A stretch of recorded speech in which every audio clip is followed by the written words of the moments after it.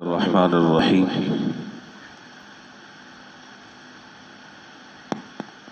نحمد و نصلی علی رسولہ الکریم اما بعد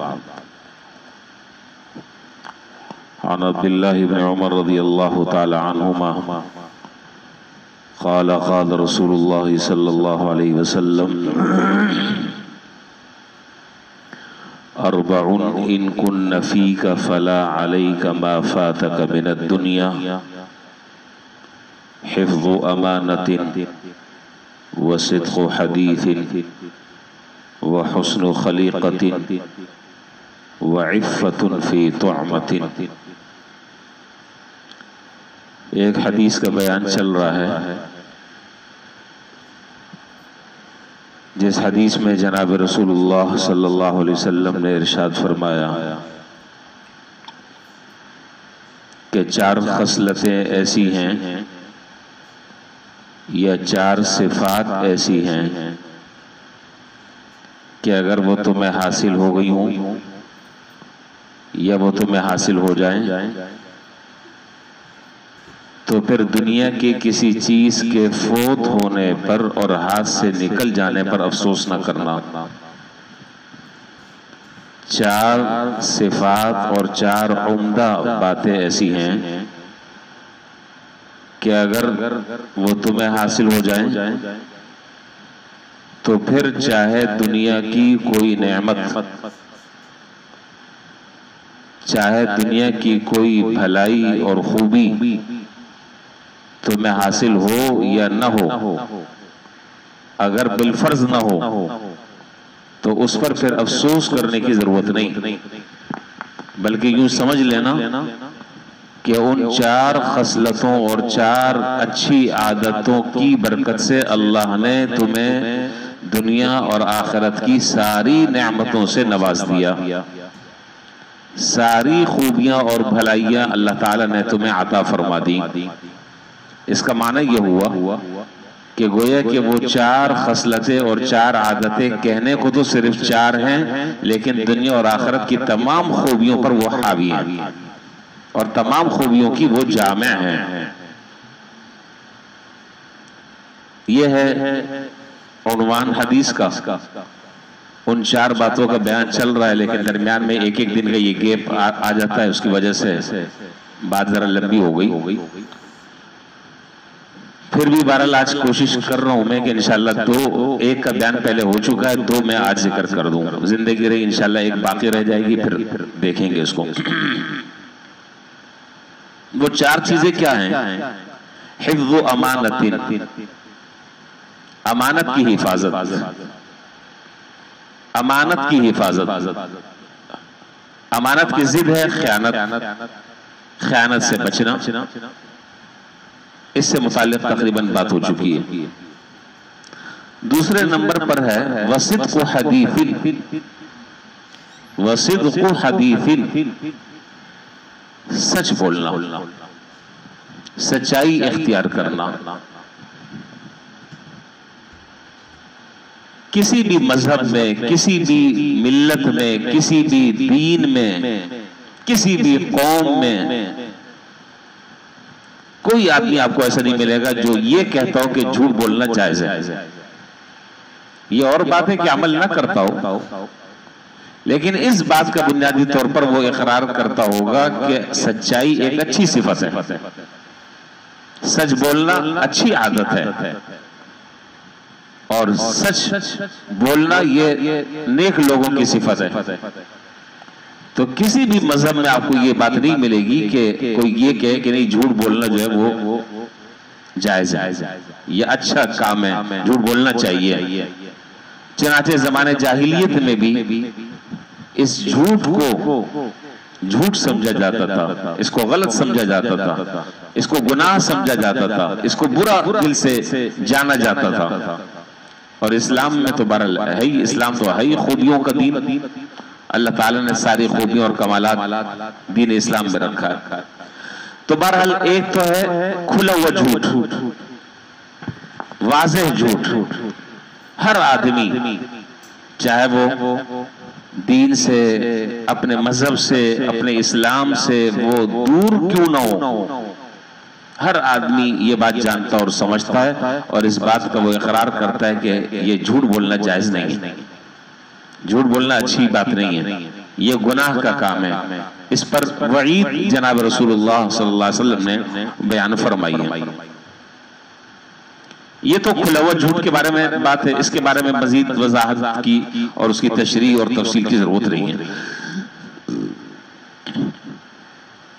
ایک جھوٹ وہ ہے جسے پوشیدہ جھوٹ کہا جاتا ہے، پوشیدہ جھوٹ، یہ یوں کہہ لیں خفیہ جھوٹ۔ اس کی معاشرے میں ہمارے ہاں بے شمار صورتیں رائج ہیں۔ پوشیدہ جھوٹ جو اللہ اور اس کے رسول کی نظر میں جھوٹ بھی ہے اور اس بولنے پر گناہ اور وبال بھی ہے، لیکن آدمی بس اوقات اس کو جھوٹ نہیں سمجھتا۔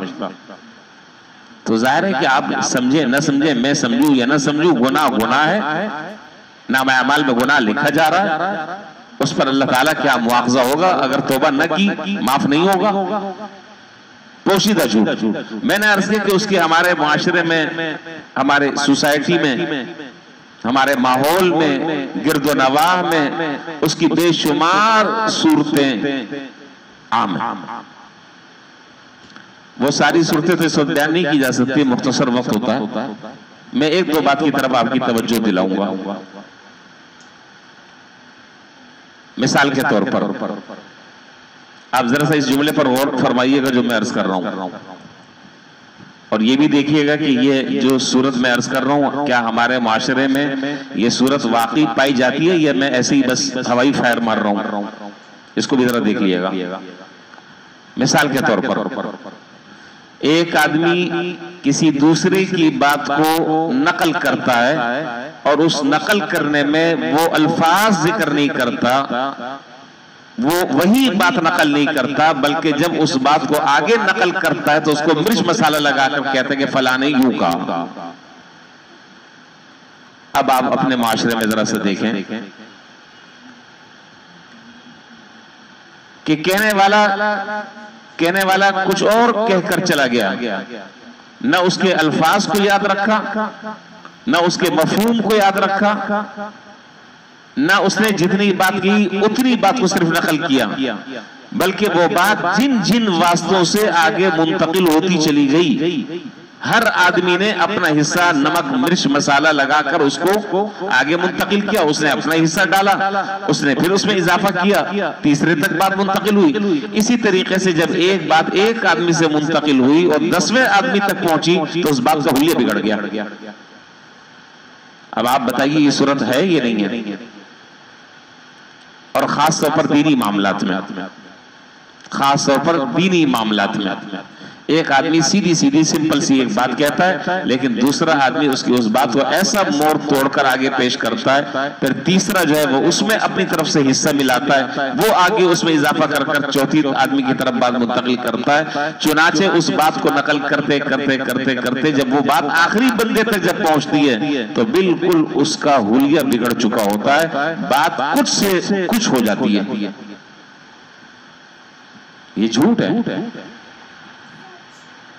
یہ احتیاط نہیں ہے، یہ گناہ ہے۔ آپ کسی کی کوئی بات نقل کر رہے ہیں تو کوشش آپ یہ کریں کہ انہی الفاظ کے ساتھ آپ ذکر کریں جس انداز سے جن الفاظ کے ساتھ اس نے وہ بات ذکر کی ہے، ختم۔ آپ کو اس میں اضافہ کرنے کا یا آپ کو اس میں تقدیم اور تاخیر کمی پیشی کا اختیار نہیں ہے جب آپ بات نقل کر رہے ہیں آگے کسی کی۔ اس میں ہمارے ہاں بہت زیادہ اللہ تعالیٰ معاف فرمائے بے احتیاطی ہے، بہت زیادہ بے احتیاطی ہے، اور یہ ساری بے احتیاطی کیوں ہو رہی ہے؟ اس کی ایک وجہ ہے، اس کی ایک وجہ ہے، اور وجہ یہ ہے کہ جب بھی ہم زبان سے کوئی بات کہتے ہیں، بس اللہ کرے یہ بات سمجھ میں آ جائے ہم سب کے، جب زبان سے ہم کوئی بات نکالتے ہیں، جب ہم زبان سے کوئی لفظ کہتے ہیں، دو باتوں کا خیال رکھا جائے تو یہ بے احتیاطی انشاءاللہ نہ ہو۔ دو باتوں کا خیال رکھا جائے، بہت ساری چیزوں سے انشاءاللہ اللہ تعالیٰ حفاظت فرما دیں گے۔ نمبر ایک، قرآن کریم کی ایک آیت سامنے رکھی جائے، 26ویں پارے کی سورہ قاف کی آیت ہے، मा यल्फिज़ु मिन क़ौलिन इल्ला लदैहि रक़ीबुन अतीद। अल्लाह ताला ये फरमा रहे हैं कि तुम जबान से जो कह रहे हो, हमारे निगरान और नगहबान, हमारे चौकीदार जो है वो पहरेदार हमारे मुकर्रर हैं, वो तुम्हारी एक एक चीज नोट कर रहे हैं। जब आदमी इस तस्वुर के साथ, इस ख्याल और इस यकीन के साथ जब आदमी कोई बात कहे कि मैं जो बात कह रहा हूं, चाहे मुझे कोई देखने वाला है या नहीं है, लेकिन अल्लाह ताला के ये फरिश्ते जो किरामन कातिबीन कहलाते हैं, ये एक एक लफ्ज, एक एक हर्फ बहर्फ उन चीजों को नोट कर रहे हैं, और कल क़यामत के दिन वो सामने लिया जाएगा और कहा जाएगा कि ये तुमने ये बातें कही हैं। एक तो यह है कि इस बात से ख्याल रखा जाए कि अगरचे मुझे कोई देख रहा है या नहीं देख रहा, लेकिन अल्लाह ताला के फरिश्ते जो है वो एक एक चीज को नोट कर रहे हैं। लिहाजा मोहतात गुफ्तगू जबान से आदमी निकाले। एक बात, एक तो यह एहतियात कर ली जाए, और दूसरी एहतियात यह है कि जिसको हमारे बुजुर्गों ने भी फरमाया, हमारे अकाबरीन ने भी फरमाया, दूसरी बात यह है कि आदमी जबान से जो बात निकालने के वक्त इस बात का इस्तेहजार हो कि कल अल्लाह ताला की अदालत में मुझे ये साबित करना है। बस खत्म बात। ऐसा नहीं है कि आपने बात कह दी बस वो हवा मंसूरा हो गई, हवा में उड़ गई, तहलील हो गई, ऐसा नहीं है। एक एक लफ्ज जो है वो रिकॉर्ड हो रहा है और एक एक लफ्ज महफूज हो रहा है, और कल क़यामत के दिन अल्लाह ताला की अदालत में आपने जो कुछ कहा है उसको साबित करना होगा। मैं उसकी एक मिसाल दिया करता हूं। फर्ज करें एक आदमी 1 घंटा कोई बात कर रहा है, जैसे मैं अभी आपसे बातचीत कर रहा हूं, मुझे अगर ये पता हो कि यहाँ पर इस वक्त 2-3 एजेंसी के लोग सारी बातें मेरी रिकॉर्ड कर रहे हैं, और वो रिकॉर्ड और पूरा डेटा मेरा किसी हसास इदारे में पहुंचेगा, आप मुझे बताएं कि इस दौरान मेरी जबान से जरा सी खिलाफ वाक़या कोई बात निकलेगी?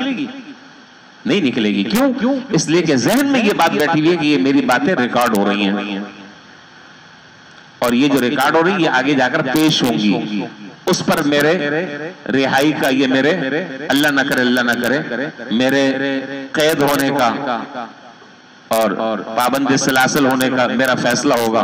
तो आदमी कैसे खिलाफे मोहतात बात जबान से निकाल सकता है? तो जब दुनिया के हसास इदारों का, एजेंसियों का हमें इतना डर है, तो अल्लाह रब्बुल आलमीन का डर तो कहीं से कहीं होना चाहिए, कितना ज्यादा होना चाहिए। तो बहरहाल हासिल यह है मेरी गुफ्तगू का कि इस बारे में आदमी को एहतियात करनी चाहिए, इस बात का ख्याल रखना चाहिए कि जो बात जबान से मैं कह रहा हूं और यह जो बात मैं जबान से निकाल रहा हूं, ये ऐसा नहीं है कि बस जबान चलाई और वो बात निकाल दी खट से, नहीं, बल्कि अल्लाह रब्बुल आलमीन के हुजूर इस बात को सच्चा साबित करना होगा। नहीं करेंगे साबित, जान नहीं छूटेगी। एक बात तो ये, 2 बातें मैंने अर्ज कर दी। एक मुहद्दिस हैं, बहुत बड़े मुहद्दिस हैं, मैंने भी 3-4 दिन पहले जोहर के बाद जो दर्स कुरान है उसमें भी मैंने ये बात बताई थी, लेकिन उसमें जाहिर है बहुत सारे लोग नहीं होते। एक मुहद्दिस थे, वो जब एक हदीस रिवायत नकल करते थे, एक हदीस जिक्र करते थे, तो वो आपने सुना होगा अरबी में जो हदीसें होती हैं उसके 2 टुकड़े होते हैं, 2 हिस्से होते हैं। एक हिस्सा जो है वो सनद कहलाता है और एक हिस्सा मतन कहलाता है। सनद वो हिस्सा कहलाता है कि ये हदीस रिवायत करने वाला या ये रावी रिवायत करने वाला इस रिवायत को जो बयान कर रहा है वो अपने हुजूर सल्लल्लाहु अलैहि वसल्लम से लेकर अपने तक के जितने वास्ते हैं दरमियान में, उन तमाम वास्तों को वो जिक्र कर कर फिर आगे ये कहता है कि जनाब रसूलुल्लाह सल्लल्लाहु अलैहि वसल्लम ने ये बात इरशाद फरमाई। तो ये जो रावियों का जो सिलसिला है, रुवात का जो सिलसिला है, उसको कहा जाता है सनद। मिसाल के तौर पर आपने हदीस की किताबों में देखा होगा, वहां सिलसिला जो रावियों का है, हर रावी यूं बयान करता है, हद्दथना फुलान काल हद्दथना फुलान काल हद्दथना फुलान काल हद्दथना फुलान। मुझसे ये रिवायत इस रावी ने बयान की, उनसे ये रिवायत इस रावी ने बयान की, उनसे ये रिवायत इस रावी ने बयान की। वो पूरा सिलसिला जिक्र करते करते करते करते पहुंचता है जनाब रसूलुल्लाह सल्लल्लाहु अलैहि वसल्लम तक कि आपने ये बात इरशाद फरमाई। पता नहीं आप मेरी बात समझ रहे हैं कि नहीं? تو یہ جو سلسلہ ہے راویوں کا، روات کا یہ جو سلسلہ ہے، یہ کہلاتا ہے سند حدیث۔ تو حدثنا ایک جملہ ہے، حدثنا کا معنی یہ کہ مجھ سے یہ روایت فلانے نے بیان کی۔ تو ایک صحابی ہیں، ایک محدث ہیں، وہ جب حدیث کو نقل کرتے تھے تو اس روایت کو جب نقل کرتے تھے تو حدثنا کے بجائے وہ یوں کہتے تھے ثنا فلان۔ حدثنا جملہ ہے پورا، تو حد اس کو چھوڑ دیتے تھے اور آگے ثنا فلان۔ تو ایک مرتبہ شاگردوں نے کہا کہ حضرت یہ ثنا کس کا نام ہے؟ ثنا کون ہے؟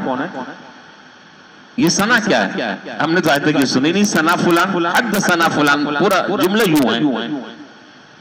تو کیا خوبصورت بات ارشاد فرمائی، میں وہی بات آپ کے سامنے ذکر کرنا چاہ رہا ہوں۔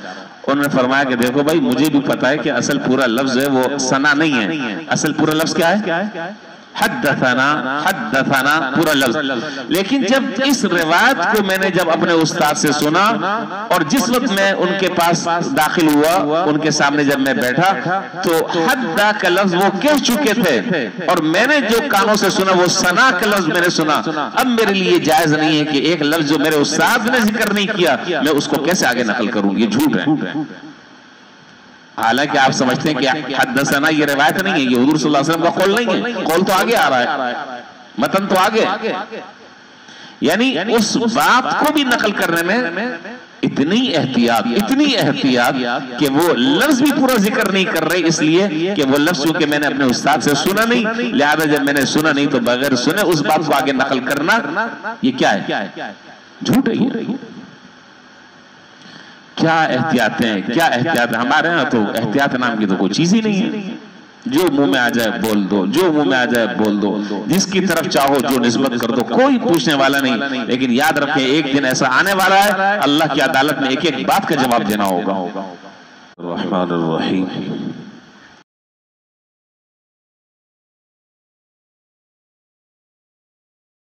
نہیں، بہرحال احتیاط بہت ضروری ہے۔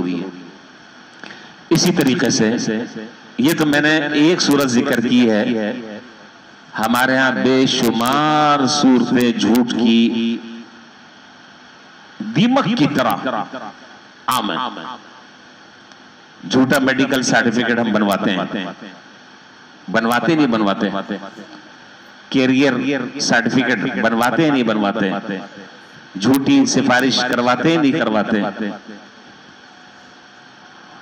اور خدا جانے کیا کیا صورتیں۔ بہرحال ان باتوں کے تفصیل کی اور ان باتوں کے بیان کرنے کی ضرورت نہیں ہے، ہر آدمی جانتا اور سمجھتا ہے۔ اللہ تعالی ہم سب کو اس سے بچنے کی توفیق عطا فرمائے۔ یہاں تک کہ حدیث میں فرمایا کہ مذاق میں بھی جھوٹ بولنے کی اجازت نہیں، مذاق میں بھی جھوٹ بولنے کی اجازت نہیں۔ آدمی لوگوں کو ہنسانے کے لیے، محفل کو گرمانے کے لیے، لوگوں سے داد تحسین وصول کرنے کے لیے آدمی مذاق میں جھوٹ بول رہا ہے۔ سرکار دو عالم نبی کریم صلی اللہ علیہ وسلم نے حضرات صحابہ کے ساتھ بہت سارے مواقع پر روایتیں بڑھی پڑی ہیں، بہت سارے مواقع پر آپ نے حضرات صحابہ کی دل لگی فرمائی، گپ شپ لگائی، لیکن اس گپ شپ میں آپ نے کبھی کوئی خلاف واقع جملہ زبان سے نہیں نکالا۔ حضرات صحابہ کہتے ہیں کہ جب حضور صلی اللہ علیہ وسلم ہم سے دل لگی فرمایا کرتے تھے، ہنستے تھے، ہنساتے تھے، تو بعض حضرات صحابہ کو بڑا تعجب ہوا کہ اللہ کے رسول آپ بھی ہنسی مذاق اور دل لگی کرتے ہیں؟ آپ نے فرمایا کہ لا اقول الا حقا، ہاں میں کرتا تو لیکن حق بات کے علاوہ زبان سے میری کوئی بات نہیں نکلتی۔ حدیث میں اس کی بہت ساری نظیریں ہیں، میں ان مثالوں کو اس وقت بیان نہیں کروں گا اس لیے کہ وقت کم ہے، مجھے اپنی باتوں کو سمیٹنا ہے۔ بہت ساری اس کی مثالیں ہیں کہ آپ نے بہت سارے لوگوں کے ساتھ مذاق فرمایا، بہت سارے لوگوں کے ساتھ مذاق فرمایا، لیکن وہ جو جملہ آپ نے زبان سے کہا وہ جملہ خلاف واقع نہیں ہے، وہ غلط نہیں ہے، وہ جھوٹ نہیں ہے، وہ سچ پر مبنی جملہ ہے، اس لیے کہ حضور صلی اللہ علیہ وسلم کی زبان سے جو بات نکلتی ہے وہ تو وحی ہوا کرتی ہے۔ وَمَا يَنْتِقُ عَنِ الْهَوَىٰ إِنْ هُوَ إِلَّا وَحْيٌ يُوحَىٰ۔ اسی لیے فرمایا کہ بچوں کے ساتھ بھی آدمی کو جھوٹ نہیں بولنا چاہیے، اور ہمارے ہاں تو الامان والحفیظ، ہم تو گھر میں بچوں کے ساتھ تو ہماری گفتگو ہی جھوٹ پر ہوتی ہے، کل میں تمہیں یہ دلا دوں گا، کل وہاں لے جاؤں گا. بچہ ضد کر رہا ہے کسی بات پر، اس کو بہلانے میں جھوٹ بول رہے ہیں، مرد بھی، عورتیں بھی، باپ بھی، ماں بھی، بھائی بھی، ہے ہی نہیں اس سے احتیاط کرنے کا. بابا آ جائے گا، ابھی رونا بند کر دو، بابا آ جائے گا. ایک جملہ یہ بھی ہے اور ایک جملہ یہ بھی ہے. اگر آدمی بچنا چاہے، اگر اس مفہوم کو آپ ادا کرنا چاہتے ہیں اور جھوٹ سے بچنا چاہتے ہیں، تو آپ یہ بھی کہہ سکتے ہیں کہ بابا آ سکتا ہے. یہ باتیں کبھی سوچی ہیں؟ کہیں ذہن کی کسی گوشے اور کسی کونے میں اس کا خیال تک نہیں آیا. یہ بھی کہہ سکتا ہے باپ، یہ بھی کہہ سکتا ہے کہ بیٹا رونا نہیں ورنہ بابا آ سکتا ہے. یہ بات صحیح ہے کہ آ سکتا ہے، اور بابا ہے باہر کھڑا ہوا ہے بوری لے کر. تو شروع دن سے دماغ میں اور ذہن میں جھوٹ بٹھایا جا رہا ہے، بٹھایا جا رہا ہے، بٹھایا جا رہا ہے. پھر جب بچہ بڑا ہوتا ہے، سمجھدار ہوتا ہے، دروازے پہ دستک دی کسی نے کہ بیٹا ابو کو بلاؤ، تو بیٹا کہتا ہے کہ ابا نے کہا کہ میں گھر پہ نہیں ہوں، ابا نے کہا کہ میں گھر پہ نہیں ہوں. پھر اس کو کہتے ہیں کمبخت یہ کیا کہہ دیا؟ بھائی آپ نے پرورش، تربیت آپ نے اس ماحول سے کی ہے، یہی سے دماغ میں باتیں بٹھائی ہیں. بٹھا کر بچہ تو من کا سچا ہوتا ہے، بچہ من کا سچا ہوتا ہے، جو بات ہوتی ہے وہ کہہ دیتا ہے. اس سے بس اوقات سامنے والا ذلیل بھی ہو جاتا ہے. اچھا جی، اللہ تعالی ہماری حفاظت فرمائے، اس سے بچنے کی توفیق عطا فرمائے. حضرت مولانا بدر عالم صاحب میٹھی رحمت اللہ علیہ ہمارے اکابرین میں سے اور ہمارے اسلاف اور بزرگوں میں سے گزرے ہیں.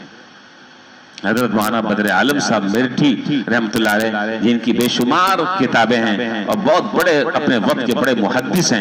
ان کی مایہ ناز جو کتاب ہے وہ ترجمان الحدیث کئی جلدوں میں حدیث کی کتاب ہے، اور اس کو عام آدمی نہیں سمجھ سکتا. بڑا عارفانہ اور عالمانہ کلام اس کتاب میں اور ان حدیثوں سے متعلق انہوں نے کیا ہے. بہرحال حضرت مولانا بدر عالم صاحب میٹھی رحمت اللہ علیہ کے صاحبزادے، انہوں نے حضرت کے حالات میں لکھا ہے کیسے لوگ تھے، واقعی کس زمانے کے لوگ تھے، کہاں رہتے تھے.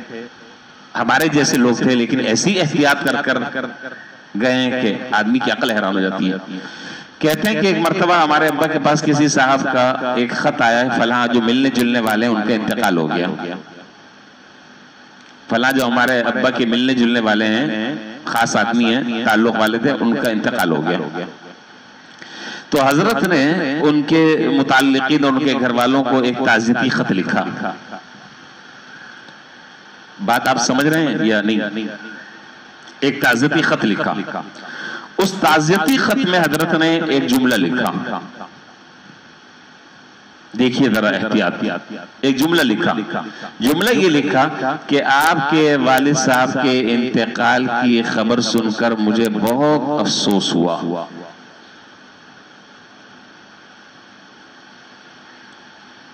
جملہ ذہن میں ہے ابھی جو میں نے جملہ کہا؟ کیا آپ کے والد صاحب کی انتقال کی خبر پڑھ کر یا سن کر، جملہ بولیں، بہت افسوس ہوا. کہتے ہیں کہ والد صاحب نے جملہ لکھا، جملہ لکھنے کے بعد پھر اس جملے کو کاٹ دیا، اور کاٹنے کے بعد پھر لکھا کہ آپ کے والد صاحب کے انتقال کی خبر پڑھ کر یا سن کر افسوس ہوا.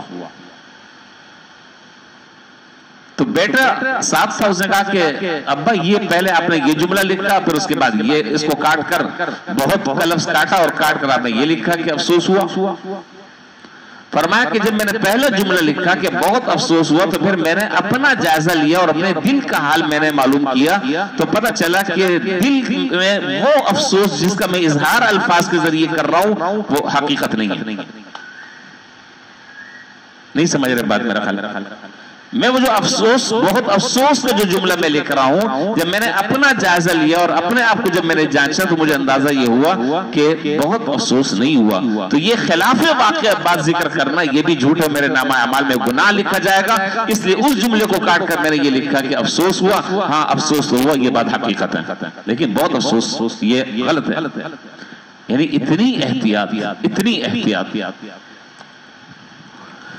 اللہ تعالیٰ ہمیں بھی محتاط طریقے سے زندگی گزارنے کی توفیق عطا فرما دے. باتیں تو بہت ساری ہیں، آپ مجھ سے زیادہ باتیں جانتے ہیں اور سمجھتے ہیں، بس میں ابھی تو ایک ہی بات ہوئی ہے، وقت بھی ہو چکا ہے، میں اسی بات کو ختم کر رہا ہوں۔ البتہ ایک بات اس سے متعلق میں ذکر کر دوں، وقت ہے۔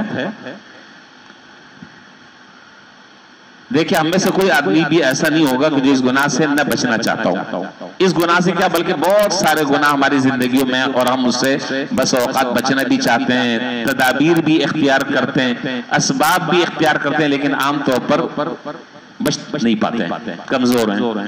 کوشش کرتے ہیں، یہ نہیں کہ کوشش نہیں کرتے، کوشش بھی کرتے ہیں لیکن بچ نہیں پاتے ہیں۔ ایک گناہ، بہت سارے گناہ ہماری زندگی میں، ہر آدمی کی زندگی میں مختلف گناہ ہے، کوئی کسی گناہ میں، کوئی کسی گناہ میں مختلف۔ اللہ تعالیٰ حفاظت فرمائے، اللہ تعالیٰ بچائے۔ چلیں، سارے گناہ آپ نہیں چھوڑنا چاہتے، ایک گناہ چھوڑنے کی تو مشق کر سکتے ہیں۔ سر ہلا دیں، ایک گناہ سارے چھوڑ دیں، سارے نہ چھوڑیں، چلیں تھوڑی دیر کے لیے رکھ دیں، ایک گناہ کو چھوڑنے کا اہتمام کر لیں، اس کی عادت ڈال لیں، اس کے لیے اللہ تعالیٰ سے دعائیں کریں، اس کے لیے ہمت کریں، اس کے لیے کوشش کریں، ایک گناہ سے۔ یہ جو بات میں عرض کر رہا ہوں، ایک صحابی حضور صلی اللہ علیہ وسلم کے پاس آئے اور آ کر انہوں نے عرض کیا کہ اللہ کے رسول، میں شراب بھی پیتا ہوں۔ ایک صاحب آئے، انہوں نے کہا کہ جی میں شراب بھی پیتا ہوں، مجھ سے کبھی کبھار زنا بھی ہو جاتا ہے، دوسرے اور بھی گناہ کرتا ہوں، جھوٹ بھی بولتا ہوں، فلاں گناہ بھی کرتا ہوں، فلاں بھی کرتا ہوں، فلاں بھی کرتا ہوں، ان سارے گناہوں کو چھوڑنا میرے لیے بہت مشکل ہے۔ یہ جو میں نے آپ کو اتنے سارے گناہ میں نے بتائے، ان میں سے ایک گناہ میں چھوڑ سکتا ہوں، بس اب آپ مجھے ان میں سے بتا دیں کہ کون سا چھوڑنا ہے۔ گنتی کے بہت سارے ہیں، سارے چھوڑنا میں نہیں چھوڑ سکتا، مشکل ہے۔ ایک مجھے آپ بتا دیں کہ بھئی یہ چھوڑ دو، میں ہمت کر اس کو چھوڑ دوں گا۔ آنے فرمایا کہ چلو سارے سب رہنے دو، بس جھوٹ بولنا چھوڑ دو، بس جھوٹ بولنا چھوڑ دو۔ تو وہ صاحب کہتے ہیں کہ حضور صلی اللہ علیہ وسلم سے جب میں نے یہ وعدہ کر لیا اور جب میں نے یہ عہد کر لیا، اس کے بعد ایک دن جو ہے میرے دل میں یہ خیال پیدا ہوا کہ میں شراب پیتا ہوں۔ چنانچہ بس شراب ہاتھ میں پکڑی، لیکن پھر خیال آیا کہ اچھا اگر شراب پیتے ہوئے میں پکڑا گیا اور حضور صلی اللہ علیہ وسلم کو پتہ چلا، اب اگر میں یہ کہوں کہ جی میں نے نہیں پی تو کیا ہوگا؟ جھوٹ ہوگا، اور ابھی میں آپ سے وعدہ کر آیا ہوں، لہذا چھوڑ دی۔ پھر دوسرا گناہ کرنے کا ارادہ ہوا، پھر خیال یہ ہوا کہ اگر میں پکڑا گیا اور حضور کو پتہ چلا تو اب اگر میں اقرار کر لوں تو ظاہر ہے کہ اس جرم کی جو حد ہے وہ لگے گی، اور اگر جھوٹ بول دوں تو جان بچ جائے گی، لیکن آپ سے کیے ہوئے وعدے کی خلاف ورزی ہوگی۔ تو کہتے ہیں کہ صرف اس ایک گناہ کو چھوڑنے کی مشق کرتے اس کی برکت سے اللہ تعالیٰ نے بہت سارے گناہوں سے مجھے نجات عطا فرما دی، بہت سارے گناہوں سے اللہ تعالیٰ نے میری حفاظت فرما دی۔ صرف اس ایک گناہ سے بچنے کی میں نے کوشش کی، ہمت کی، ارادہ کیا، اللہ تعالیٰ نے اس کی برکت سے بہت سارے گناہوں سے میری حفاظت فرما دی۔ اللہ تعالیٰ ہم سب کو سچ بولنے والی جو صفت ہے اس کو اختیار کرنے کی توفیق عطا فرمائے، دروغ گوئی سے، غلط بیانی سے، خلاف محتاط گفتگو سے اللہ تعالیٰ ہماری حفاظت فرمائے، اور اللہ تعالیٰ سے دعا بھی کرنی چاہیے اللہ تعالیٰ اس جھوٹ کے مرض سے ہم سب کی حفاظت فرمائے، اور سچ بولنے والے لوگوں میں اللہ تعالیٰ ہمیں شامل فرمائے، صادقین میں اللہ تعالیٰ ہمیں شامل فرمائے۔ باتیں تو بہت ساری میرے ذہن میں آ رہی ہیں، لیکن مجھے آپ کا بھی خیال آ رہا ہے، بس میں انہی باتوں پر اکتفا کرتا ہوں۔ اللہ تعالیٰ ہم سب کو عمل کی توفیق نصیب فرمائے۔ وآخر دعوانا الحمدللہ رب العالمین۔